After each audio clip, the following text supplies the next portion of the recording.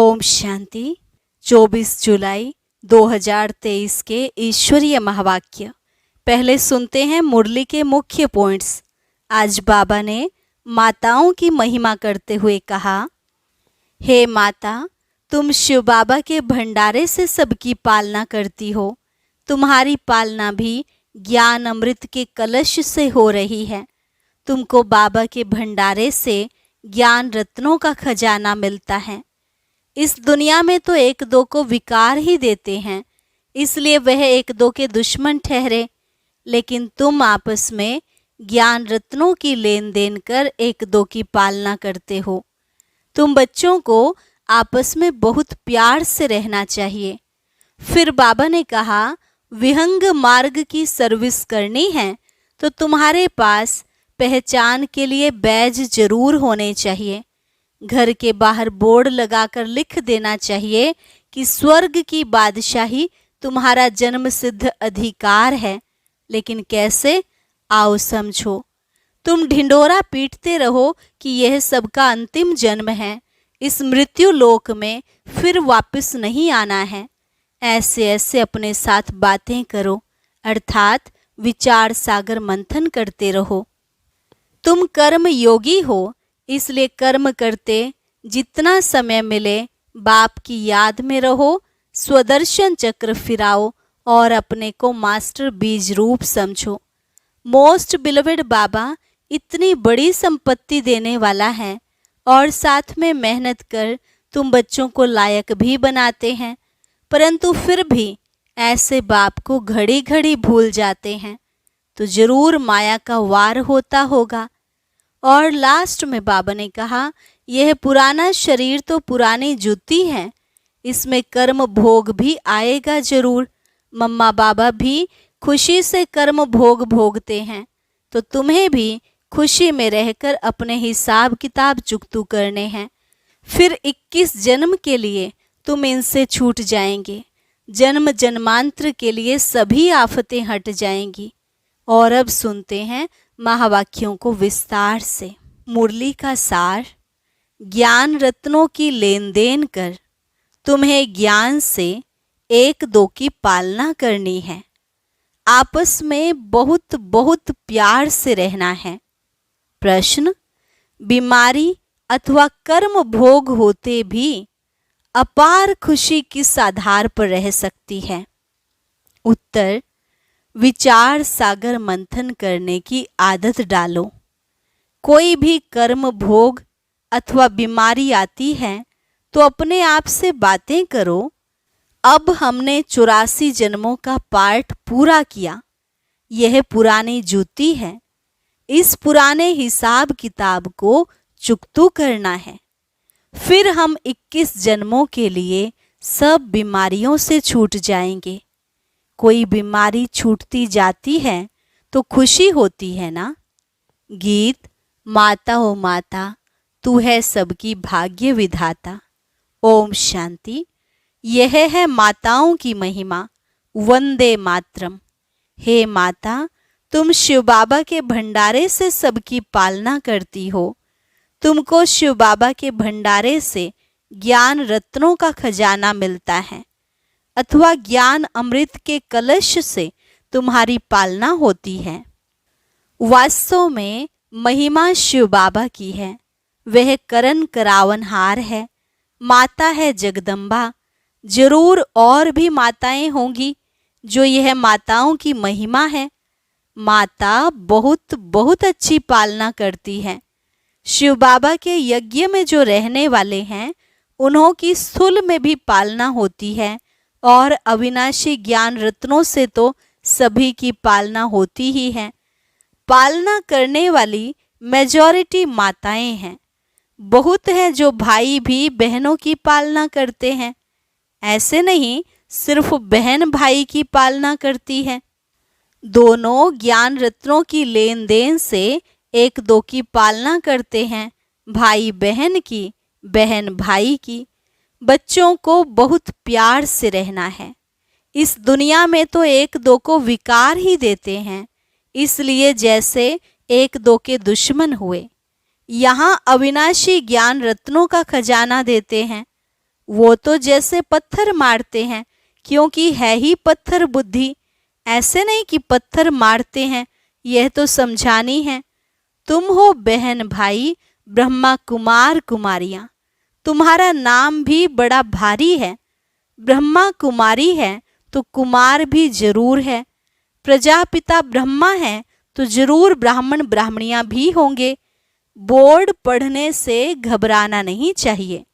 प्रजापिता ब्रह्मा के बच्चे जरूर ब्रह्मा कुमार कुमारियां होंगे। यह बुद्धि से काम लिया जाता है। गीत में महिमा है माता की। जगदम्बा सरस्वती कहें तो भी जरूर बच्चे और बच्चियां होंगे, जरूर फैमिली होगी। यह भी समझने की बात है ना। समझते भी हैं, प्रजापिता लिखा हुआ है ना। ब्रह्मा को कहा जाता है प्रजापिता ब्रह्मा। यह है साकारी सृष्टि का पिता। गाया हुआ है प्रजापिता ब्रह्मा द्वारा ब्राह्मण कुल की रचना हुई। आदि सनातन पहले पहले ब्राह्मण हो जाते हैं। वास्तव में आदि सनातन देवी देवता धर्म कहना रोंग है। वह तो है सतयुग का धर्म। यह आदि सनातन ब्राह्मणों का धर्म जो है वह प्राय लोप हो गया है। परम पिता परमात्मा प्रजापिता ब्रह्मा द्वारा ब्राह्मण धर्म रचते हैं, तो यह संगम युग हो गया, देवी देवता धर्म से भी उच्च। पहले यह ब्राह्मण धर्म है जिसको चोटी कहते हैं, इसको कहा जाएगा संगम युगी आदि सनातन ब्राह्मण धर्म। कितना अच्छा राज है समझने का। बाबा ने समझाया है कि पहले जब कोई आते हैं तो उनको बाप का परिचय दो। यह है मुख्य। ब्राह्मणों को तो राजधानी है नहीं। लिखा जाता है सतयुगी डीटी वर्ल्ड सॉवरेंटी तुम्हारा ईश्वरीय जन्मसिद्ध अधिकार है। देवी देवता धर्म तो बरोबर है, परंतु उनको यह राजधानी कब और कैसे मिलती है यह भी समझाना पड़ता है। इसलिए त्रिमूर्ति का चित्र सामने जरूर रखना है। इसमें लिखा हुआ है स्वर्ग की बादशाही तुम्हारा जन्मसिद्ध अधिकार है। किस द्वारा यह भी लिखना पड़े। यह बोर्ड बनाकर हरेक अपने घर में लगावे। जैसे गवर्नमेंट के ऑफिसर्स के बोर्ड होते हैं ना, कोई के पास बैज रहते हैं, सबकी अपनी अपनी निशानी रहती है। तुम्हारी भी निशानी रहनी चाहिए। बाबा डायरेक्शन देते हैं, अमल में लाना तो बच्चों का काम है ना। विहंग मार्ग की सर्विस करनी है, यह बहुत मुख्य चीज है। डॉक्टर बैरिस्टर आदि सबके घर में बोर्ड लगा हुआ होता है ना, तुम्हारा भी बोर्ड लगा हुआ हो।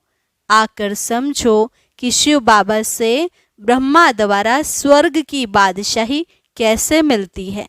बाबा डायरेक्शन देते हैं, जो मनुष्य देखकर वंडर खाएंगे। अंदर आएंगे समझने के लिए। फ्लैट के बाहर भी बोर्ड लगा सकते हो। जिसका जो धंधा है वह बोर्ड लगाना चाहिए, एक दो से सीखना चाहिए। परंतु बच्चों पर माया का वार बहुत होता है। निश्चय नहीं कि हम बाबा के पास जाते हैं, 84 जन्मों का पाठ पूरा हुआ, फिर नई दुनिया स्वर्ग में आकर वर्षा लेंगे, यह याद नहीं रहता है। बाबा कहते हैं कि भल कर्म करो, फिर जितना समय मिले तो बाबा को याद करो। तुम यह ढिंडोरा पीटते रहो कि यह सबका अंतिम जन्म है, पुनर्जन्म मृत्यु लोक में फिर नहीं लेना है। तुम भी जानते हो कि मृत्यु लोक अभी खत्म होना है, पहले निर्वाण धाम जाना है। ऐसे ऐसे अपने साथ बातें करनी चाहिए। इसको विचार सागर मंथन कहा जाता है। बाप कहते हैं तुम कर्म योगी हो, क्या तुमको कछुए जानवर जैसा भी अक्ल नहीं है? वो भी शरीर निर्वाह अर्थ घास आदि खाकर फिर कर्मेंद्रियों को समेट शांत में बैठ जाते हैं। तुम बच्चों को तो बाप की याद में रहना है, स्वदर्शन चक्र फिराना है, अपने को मास्टर बीज रूप समझना है। बीज में झाड़ का सारा ज्ञान है, इनकी उत्पत्ति एवं पालना कैसे होती है, ड्रामा में 84 का चक्र कैसे फिरता है। 84 के चक्र के लिए यह चित्र चक्र का बनाया जाता है। मनुष्य समझते हैं कि आत्मा 84 लाख योनियों में जाती है, लेकिन बाप ने समझाया है कि तुम सिर्फ 84 जन्म लेते हो। जो आदि सनातन देवी देवता धर्म वाले हैं, अर्थात जो ब्राह्मण से देवता बनते हैं, उनके ही 84 जन्म होते हैं। तुम 84 जन्मों को जानते हो। ब्रह्मा की रात और ब्रह्मा का दिन कहते हैं, इसमें 84 जन्म आ जाते हैं। त्रिमूर्ति का बोर्ड बनाकर लिखना चाहिए, यह ईश्वरीय जन्म सिद्ध अधिकार है। लेना हो तो लो, नाउ और नेवर, अब नहीं तो कब नहीं। इस होवनहार महाभारत लड़ाई के पहले पुरुषार्थ करना है।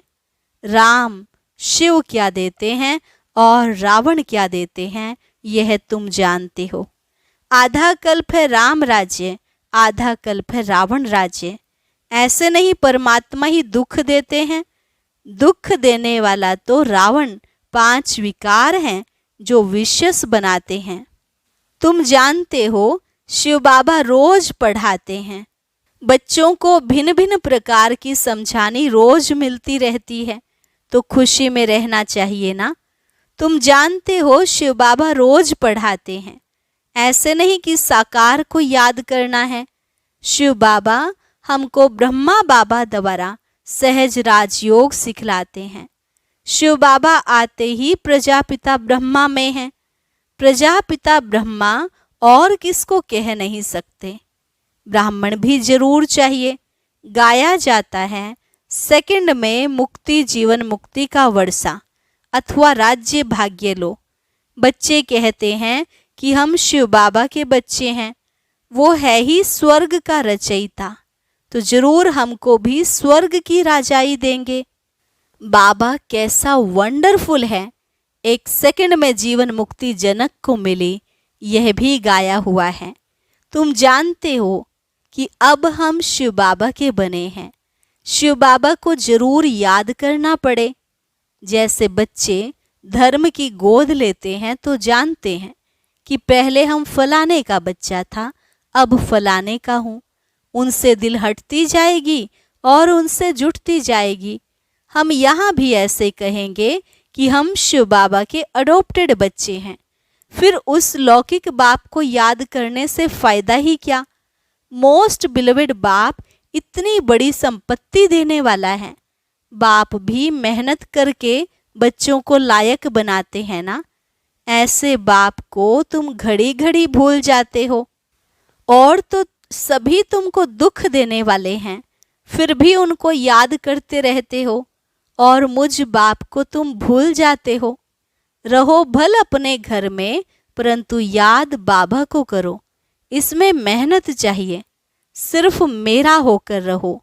निरंतर मुझे याद करो और नई दुनिया को याद करो। यह तो सारा कब्रिस्तान बनना है। तुम मेरे बने, गोया विश्व के मालिक बने। तुम जानते हो कि हम बाबा के बने हैं, फिर स्वर्ग के मालिक हम भविष्य में बनेंगे। खुशी का पारा चढ़ना चाहिए। यह भी जानते हैं कि यह पुराना शरीर है, कर्म भोग भोगना पड़ता है। मम्मा बाबा भी खुशी से कर्म भोग भोगते हैं। फिर भविष्य 21 जन्म का सुख कितना भारी है। यह तो पुरानी जूती है। कर्म भोग भोगते रहेंगे, फिर 21 जन्म के लिए इससे छूट जाएंगे। कोई बीमारी छूटती जाती है तो खुशी होती है ना। कोई आफत आती है तो फिर हट जाती है, तो खुशी होती है ना। तुम भी जानते हो कि अब जन्म जन्मांतर के लिए आफतें हट जाएंगी। अभी हम बाबा के पास जाते हैं। यह है विचार सागर मंथन कर पॉइंट्स निकालना। बाबा राय तो बतलाते हैं कि ऐसे ऐसे अपने से बातें करो। हमने 84 का चक्र पूरा किया, अब बाप के पास जाते हैं, फिर बाबा का वर्षा पाएंगे। साक्षात्कार भी करते हो। इस समय परोक्ष और अप्रोक्ष है। जैसे मम्मा को कोई भी साक्षात्कार नहीं हुआ है। बाबा को तो हुआ है, विनाश और स्थापना का साक्षात्कार हुआ। इनको भविष्य का साक्षात्कार एक्यूरेट हुआ, परंतु पहले यह समझ में नहीं आया कि हम यह विष्णु बनेंगे। पीछे समझते गए। हम इस विकारी ग्रस्त धर्म से अब निर्विकारी ग्रस्त धर्म में जाते हैं। तत्वम, तुम भी बाबा की पढ़ाई से ऐसे बनते हो। रेस करनी चाहिए। बाकी गीत में है मम्मा की महिमा। तुम तो जान गए हो कि जगत अम्बा किसको कहा जाता है। वास्तव में माता पिता कौन है? माता पिता कहने से जगत अम्बा याद नहीं आएगी। वह तो है निराकार। यह तुम्हारी बुद्धि में है। पिता तो गॉड फादर ठीक है, वह निराकार है। माता तो निराकार हो न सके, फादर निराकार है। जरूर वर्षा देंगे तो यहाँ आना पड़े ना, जो अपना परिचय दे। तो जरूर उनको माता चाहिए। तो यह ब्रह्मा बड़ी माता हो गई। दादा है निराकार। कितनी वंडरफुल नॉलेज है, परंतु यह मेल हो गया क्योंकि मुख वंशावली है ना। यह बड़ी वंडरफुल नॉलेज है। बाप कहते हैं कि कितना गुह्य राज समझाता हूँ। कोई की बुद्धि में बैठ नहीं सकता कि माता पिता कौन है। वो समझते हैं श्री कृष्ण के लिए।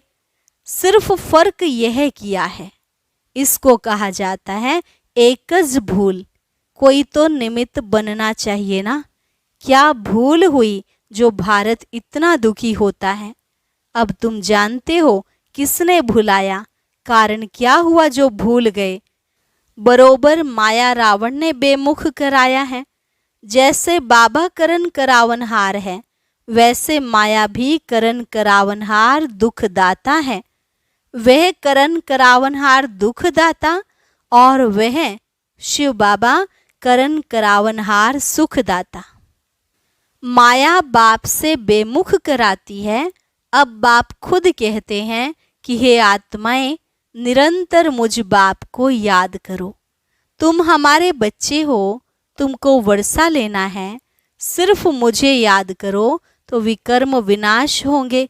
बेहद के बाप की मत मिलती है ब्रह्मा द्वारा। गुरु ब्रह्मा कहते हैं ना। यह तो है भक्ति मार्ग की महिमा। गुरु ब्रह्मा मशहूर है। वे फिर कह देते ईश्वर सर्वव्यापी है। आगे हम भी समझते थे कि ठीक कहते हैं। अब समझते हैं कि माया ने इन्हों से ऐसा कहलाया है। माया भूल कराती है नीचे गिराने के लिए, और बाबा अभूल बनाते हैं ऊंच चढ़ाने के लिए। बाप बहुत अच्छी तकदीर बनाते हैं। बाप को याद करना है, यह तो बहुत सहज है। अच्छा, मीठे मीठे सिकिलधे बच्चों प्रति माता पिता बाप दादा का याद प्यार और गुड मॉर्निंग। रूहानी बाप की रूहानी बच्चों को नमस्ते। रूहानी बच्चों की रूहानी बाप दादा को नमस्ते नमस्ते, गुड मॉर्निंग। धारणा के लिए मुख्य सार। पहली पॉइंट, अपने को मास्टर बीज रूप समझ कर्मेंद्रियों को समेट शांत में बैठने का अभ्यास करना है। दूसरी पॉइंट, विचार सागर मंथन कर खुशी में रहना है और खुशी खुशी से पुराना कर्म भोग चुकतू करना है। अपने आप से बातें करनी है कि हमने 84 का चक्र पूरा किया, अब जाते हैं बाबा के पास। वरदान, रिगार्ड मांगने के बजाय सदा ऊंची स्थिति में रहने वाले सर्व के पूजनीय भव। रिगार्ड मांगने की बजाय सदा ऊंची स्थिति में रहने वाले सर्व के पूजनीय भव। कई बच्चे सोचते हैं कि हम तो आगे बढ़ रहे हैं, लेकिन दूसरे हमको आगे बढ़ने का रिगार्ड नहीं देते हैं। लेकिन रिगार्ड मांगने के बजाय स्वयं का रिगार्ड स्वयं रखो तो दूसरे स्वतः रिगार्ड देंगे। अपना रिगार्ड रखना अर्थात अपने को सदा महान श्रेष्ठ आत्मा अनुभव करना। जैसे मूर्ति जब आसन पर है तब पूजनीय हैं। ऐसे आप भी सदा अपनी ऊंची स्थिति में स्थित रहो तो पूजनीय बन जाएंगे, सब आप ही रिगार्ड देंगे। स्लोगन: माया का तिरस्कार करने वाले ही सर्व के सत्कारी बनते हैं। माया का तिरस्कार करने वाले ही सर्व के सत्कारी बनते हैं। अच्छा, ओम शांति। अब सुनते हैं आज का अव्यक्त ज्ञान मोती। इसके लिए ऊपर दिए गए बॉक्स पर क्लिक करें।